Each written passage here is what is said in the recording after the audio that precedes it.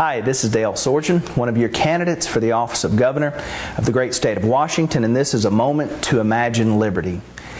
The war on drugs takes a lot of money out of the pockets of hardworking, tax-paying citizens.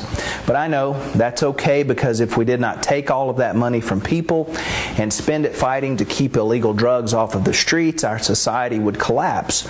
Adults and children who are raised to understand the value of honesty and hard work would immediately forget these values and would become addicted to drugs of all kinds. After all, the only thing that's keeping everyone from becoming a drug addict is the fact that they're illegal.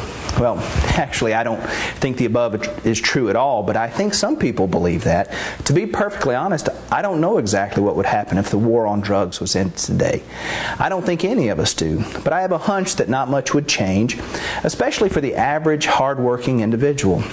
I may be naive, but I do not believe that the laws of prohibition are really keeping most people from partaking of drugs that are harmful to their way of life, and I don't believe that the laws of prohibition are doing much to keep people who want to take illegal drugs from taking them. I think people make choices, and honest, hard-working people make the choice to be productive, no matter what the law says. But there's one thing that I know for sure, and that is that the war on drugs takes a lot of money from hard-working people. But it doesn't just take the taxpayers' money to fight or prosecute this war against the so-called enemy. It also takes the taxpayers' money to locate, incarcerate, humiliate, segregate, attempt to rehabilitate, and then try to reassimilate the enemy. The war on drugs for the taxpayers is like the gift that keeps on giving.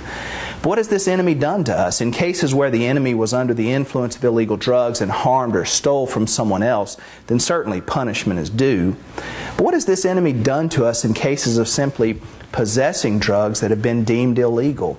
Yes, possibly they've made a decision that's harmful to themselves and possibly to society as a whole, if you choose to believe that. But why should their decision to do something harmful to themselves be allowed to then bring a financial harm to me, the taxpayer?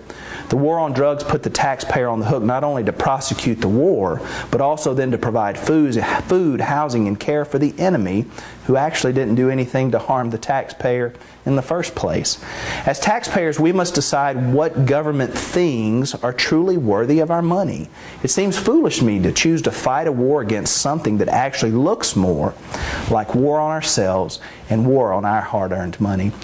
I invite you to check out our website at www.imagineliberty.us to find out more about our Imagine Liberty campaign. If you've already decided that liberty sounds good, but it's just too extreme for us to think about, then you're in luck, because one of the political sides will have the candidate that's just right for you this year. But if you're willing, I'd like to invite you to join us this year and break the cycle and have the courage to think independent.